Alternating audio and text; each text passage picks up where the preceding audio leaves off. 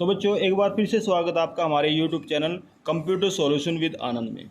इस वीडियो में हम सीखेंगे कि जो छूट होती है अकाउंट्स में जनरल एंट्रीज करते वक्त हम कुछ छूट देते हैं और छूट लेते हैं, उसके बारे में समझते हैं। तो सबसे पहले हमारा टॉपिक है डिस्काउंट। डिस्काउंट जो है वो दो प्रकार का होता है। छूट दो प्रकार की होती है।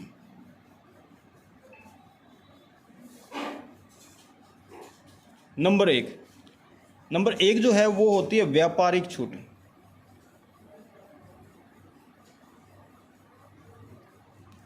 और नंबर दो होती है नगद छूट।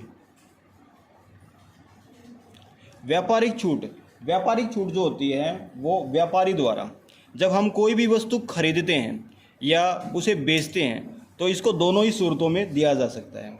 जैसे किसी भी वस्तु की कीमत 10,000 रुपये है और उसको हमने 9,000 रुपये में ख़रीद लिया, तो उस पर जो 1,000 रुपये जो उसको घटाया गया है, 1,000 रुपये की जो उसकी कीमत कम की गई है, उसको बोला जाता है व्यापारिक छूट। इस पे हमारा जो बिल बनेगा वो 9,000 का बन जाएगा जैसे। और इसकी कोई लिखित में कोई एंट्री नहीं होती, ना इसके बारे में कुछ लिखा जाता है, क्योंकि अगर हमने 10,000 रुपये की वस्तु को 9,000 रुपये में ख़रीद लिया तो उसकी कीमत 9,000 रुपये ही देखी जाएगी। ठीक है, इसके बारे में लिखित में कोई ब्यौरा देने की ज़रूरत नहीं होती। जैसे मैं एक एग्जांपल बताता हूँ व्यापारिक छूट के बारे में। जैसे राम से 10,000 रुपये का माल, यहाँ पर राम से 10,000 रुपये सूची मूल्य है। ये जो सूची मूल्य है ना बच्चों, इसके बारे में भी समझो। सूची मूल्य का मतलब होता है खुदरा मूल्य, जो उस वस्तु की एक्चुअल कीमत है। राम से 10,000 रुपये का माल, 10,000 रुपये सूची मूल्य का माल, 10% व्यापारिक छूट पर खरीदा। तो यहाँ क्या लेन देन बनेगी बच्चों? देखिए, राम से 10,000 रुपये का माल 10% व्यापारिक छूट पर खरीदा, तो हम लिखेंगे यहाँ पे ट्रांजैक्शन परचेज अकाउंट डेबिट 9,000 रुपये। 10,000 रुपये की कीमत में से हम 1,000 रुपये घटा देंगे बच्चों, क्योंकि हमने 10% व्यापारिक छूट रखी है। और नीचे आ जाएगा राम, जिससे हमने ये खरीदा है माल, तो ये डेबिट साइड होगी और ये क्रेडिट साइड, तो यहाँ लिख देंगे 9,000 रुपये। ठीक है, इस तरीके से इस लेन देन को करना है। अगर आप एग्जाम्पल नंबर 2 देखते हो, अगर माल बेचा गया हो व्यापारिक छूट के ही तहत, तो ये देखिए, जैसे लिखा हमने रमेश को 15,000 सूची मूल्य का माल, सूची मूल्य का माल 10% व्यापारिक छूट पर बेचा। अगर व्यापारिक छूट के तहत माल को बेचा जाए तो किस तरह से एंट्री होगी, ये देखिए। यहाँ पर हमने माल किसको बेचा है? रमेश को, और रमेश एक व्यक्ति है, तो यहाँ पे लिखेंगे प्राप्त करने वाला है रमेश। अकाउंट जो है वो डेबिट हो जाएगा।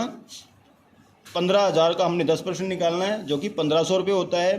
तो ये जो माल है ये 13,500 का बिक जाएगा, और यहाँ पे लिख देंगे सेल, क्योंकि हमने माल बेचा है 13,500।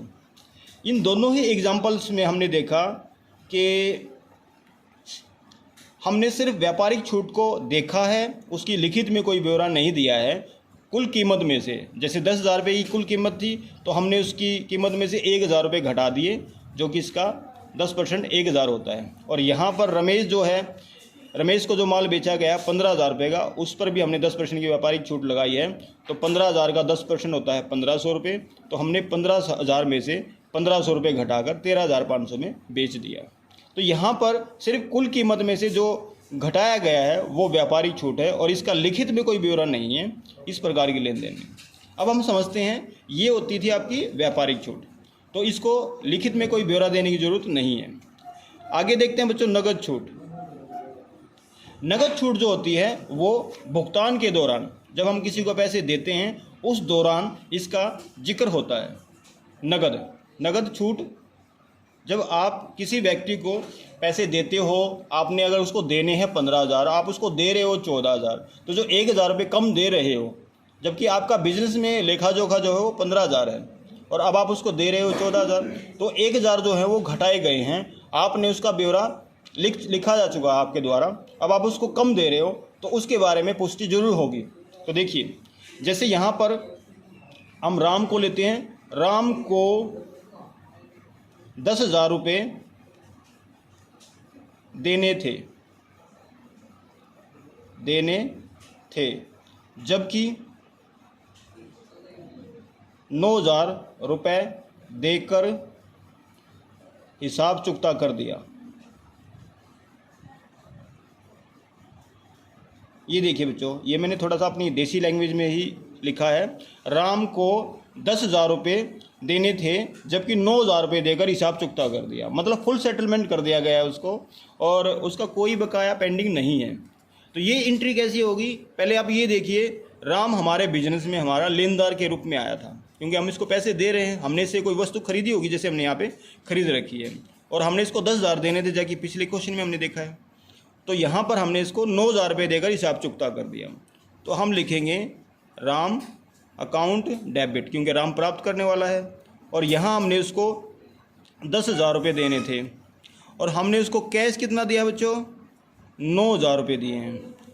तो जो छूट मिली है वो हमें मिलेगी, हमें प्राप्त होगी, क्योंकि हम पैसे दे रहे हैं किसको, राम को, राम प्राप्त करने वाला है। तो यहाँ लिखा जाएगा डिस्काउंट रिसीव, और डिस्काउंट रिसीव जो होती है वो इनकम होती है बच्चों।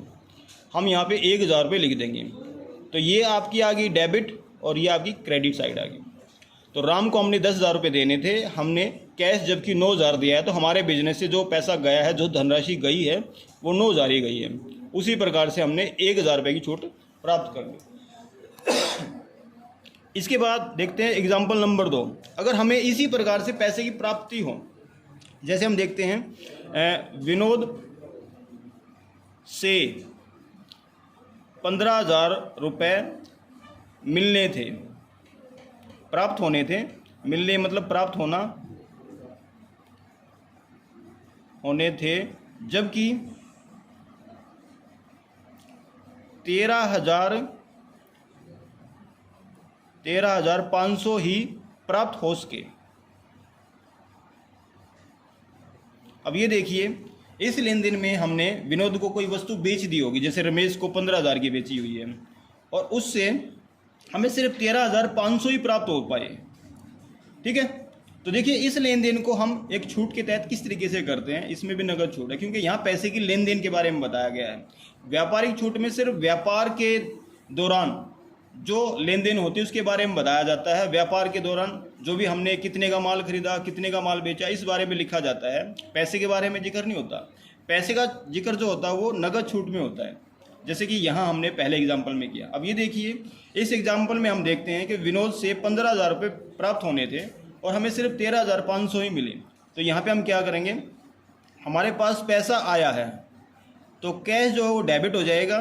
कितना पैसा आया आपके पास, जितना आया है उतना लिख देंगे 13,500, और यहाँ आ जाएगा डिस्काउंट अलाउड, यह आ जाएगा लगभग 1,500 रुपये। क्यों, क्योंकि हमें 15,000 रुपये मिलने थे और 13,500 ही मिले, तो जो 1,500 रुपये वो हमने डिस्काउंट अलाउ किसको दे दिया, ये विनोद को, और विनोद यहाँ पे देने वाला है, तो उसका खाता जो है वो 15,000 रुपये से क्रेडिट हो जाएगा। मतलब विनोद ने हमें 15,000 रुपये देने थे और उसने सिर्फ हमें 13,500 दिए, तो मतलब हमारे पास 13,500 ही प्राप्त हुए, और बाकी जो पैसे उसने नहीं दिए वो हमने एडजस्ट कर लिए और 13,500 में मिले, 1,500 रुपये मैंने डिस्काउंट अलाउड में डाल दिए। तो इस प्रकार से आप नगद छूट और व्यापारिक छूट को समझ सकते हैं। इसमें और भी बहुत सारे एग्जाम्पल हैं जिसका हम आगे आने वाले वीडियोज़ में जिक्र करेंगे। इस वीडियो में फ़िलहाल इतना ही। धन्यवाद।